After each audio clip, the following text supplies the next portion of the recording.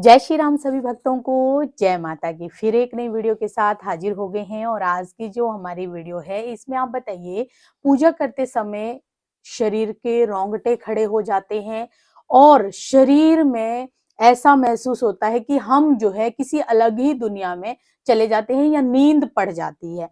ये क्यों होता है? तो आज की वीडियो इसी विषय पे है। अगर आपके साथ भी ऐसा ही कुछ हो रहा है तो अंत तक बने रहना, तभी आपको सारी वीडियो समझ में आएगी। और अभी तक चैनल को सब्सक्राइब नहीं किया है तो सब्सक्राइब कर लीजिए। चलिए शुरू करते हैं आज की वीडियो। जय श्री राम। जय श्री राम, जय श्री बालाजी महाराज, जय माता की। ये संसार जो है शक्तियों से भरा हुआ है और सत्य सनातन धर्म के अंदर जो साधना, सिद्धि, शक्तियां, अष्ट सिद्धियां, नवनिधियां, ये चीजें आप सब प्राप्त करने के इच्छुक भी रहते हो और प्रयास भी करते हो। और साधना पूजा के दौरान कुछ ऐसे ऐसे कार्य होते हैं जैसे कि दीपक की बाती में फूल बनना। दूसरा, हमारे शरीर के रोंगटे खड़े होना। तीसरा, आंखों से आंसुओं की धारा बहना। मतलब अलग अलग प्रकार के कुछ ऐसे इंडिकेटर्स होते हैं जो हमारे शरीर पर होते हैं, जो अनुभव हमें कराते हैं हमारे देवी देवताओं की शक्तियों का, उनकी कृपाओं के एहसास एहसास हमारी बॉडी को होने लग जाता है।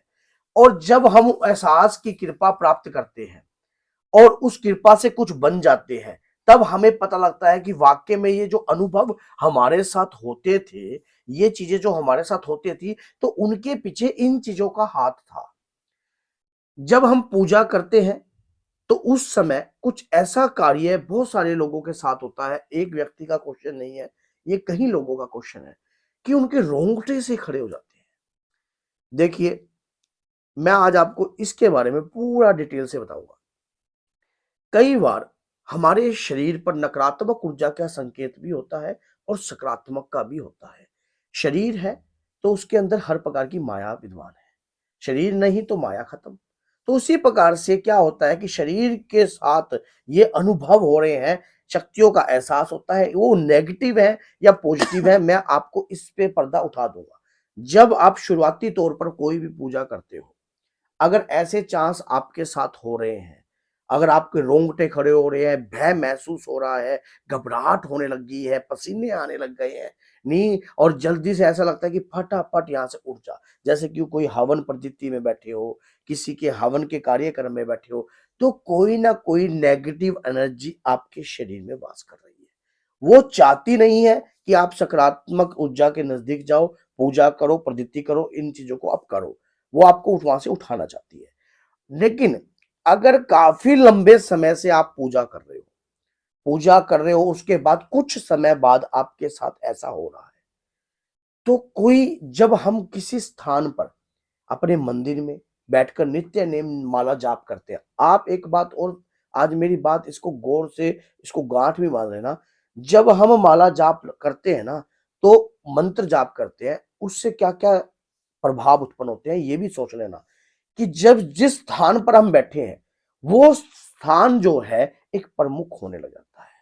वहां एक ऊर्जा वास करने लग जाती है। जिस प्रकार से हमारे शरीर के इर्द गिर्द एक ओरा शक्ति वास करती है, ऊर्जा होती है, मंत्रों में शक्ति होती है। अगर लगातार हम कोई मंत्र का जाप कर रहे हैं, तो वहां एक ओरा शक्ति उत्पन्न होने लगती है। उस स्थान का एक महत्व हो जाता है और वो महत्व एक ऊर्जावान हो जाता है। इसी प्रकार से जब हम वहां बैठते हैं, उस ऊर्जा के क्षेत्र में आते हैं और हमारे साथ हमारे इष्ट का संपर्क होने लग जाता है, तो हमारे शरीर के रोंगटे, हमारे शरीर के रुद्र एकदम एकदम तनाव में आ जाते हैं। तो मेरा एक सवाल और है यहाँ पे कि अगर हमारे शरीर पे जैसे हम पूजा करते हैं तो ऐसा क्यों होता है कि हमें नींद पड़ जाती है और किसी अलग दुनिया में हम चले जाते हैं? ऐसा होता है जब हम अपने इष्ट की आराधना की सेवा में जुट जाते हैं। हमें दुनिया से कोई लेना देना नहीं होता।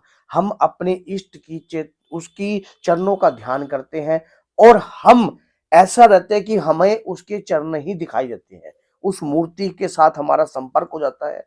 जो भी आप जिस भी देवता की आराधना करते हो और उनसे उसमें जब लीन हो जाते हैं और आपको नींद पड़ जाती है, तो आपको ऐसा महसूस होता है कि आप एक अलग ही दुनिया में हो। वो व्यक्ति वही समझ सकता है जिनको ये अनुभव जो होते यो हैं। लेता है, जिनको ये अनुभव हुए हैं। रोंगटे खड़े होना, नींद पड़ जाना, ये एक गहरा विषय है।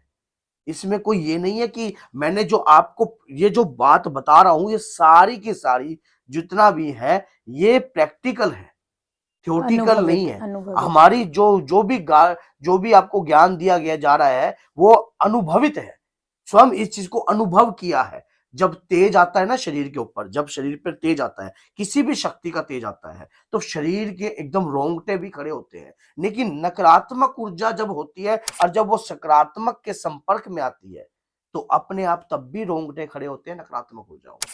ये बात याद रखना। घबराहट, लेकिन जो पूजा के समय पे होगी उसमें आपको घबराहट नहीं होगी, वो उसमें आपको एक आनंद आएगा, एक तेज, उस जैसे कि अंदर से खुशी उत्पन्न होगी अलग की, उस खुशी की कल्पना ही अलग होती है। मान लो जैसे कि आपको माँ दुर्गा के दर्शन हो रहे हैं, मान लो आपको माँ दुर्गा का एहसास महसूस हो रहा है, तो जब इतनी बड़ी शक्ति, जगत जननी की शक्ति का एहसास होने, उनका तो एहसास ही एक कल्पना से परे है।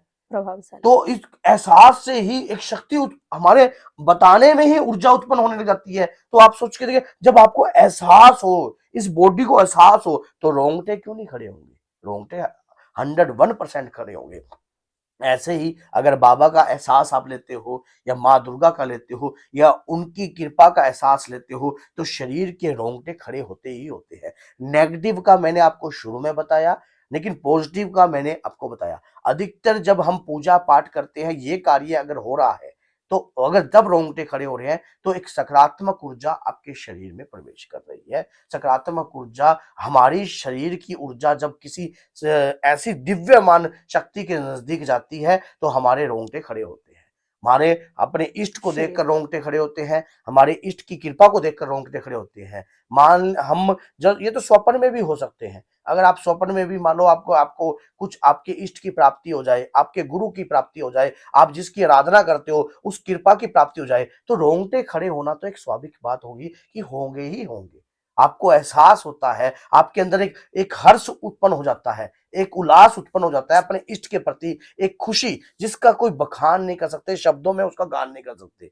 तो ये जो चीजें अगर आपके साथ हो रही हैं, तो वो दिन दूर नहीं है भैया। तो मेरा एक और सवाल यहाँ पे हो जाता है कि अगर हमारे साथ ऐसा हो रहा है तो क्या ये अनुभव हमें शेयर करने चाहिए या नहीं करने नहीं चाहिए? करने चाहिए।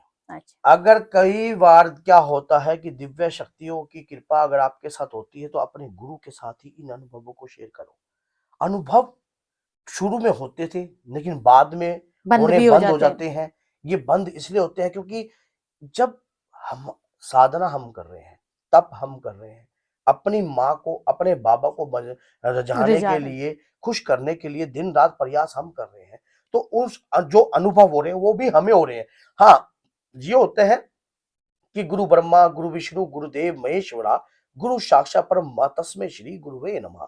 गुरु को प्रधान जरूर बताया गया है, गुरु को ब्रह्मा विष्णु के तुल्य बताया गया है। उनसे अगर आपका गुरु श्रेष्ठ है, आपके आपको समझता है, जानता है, तो उस जगह पर आप अपना अनुभव शेयर कर सकते हो, उनसे राय भी ले सकते हो, आगे क्या करना चाहिए गुरुजी, किस प्रकार से मार्गदर्शन ले सकते हो। तो इस अनुभव के दौरान आपको आगे आगे किस किस प्रकार का, कल को इससे भी बड़े बड़े अनुभव आपके साथ होंगे।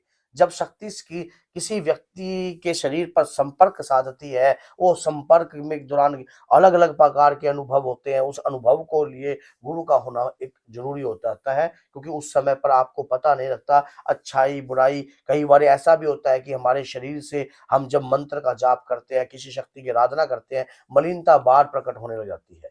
तो हम सोचते हैं कि हम तो जाप कर रहे हैं, फिर भी मलिनता क्यों उत्पन्न हो रही है। तो ऐसे से इसी भ्रम से हमें, वैसे तो बाबा के प्यारे चैनल के माध्यम से आपको हर प्रकार का अनुभव प्राप्त होगा, हर प्रकार का ज्ञान प्राप्त हो रहा होगा। अगर किसी भी प्रकार की कोई भी त्रुटि रह जाती है, तो हम अपने इष्ट देव से, श्री माँ दुर्गा, श्री बालाजी महाराज से क्षमा याचना करते हैं। तो बोलिए जय सीताराम, जय श्री बालाजी, जय माता।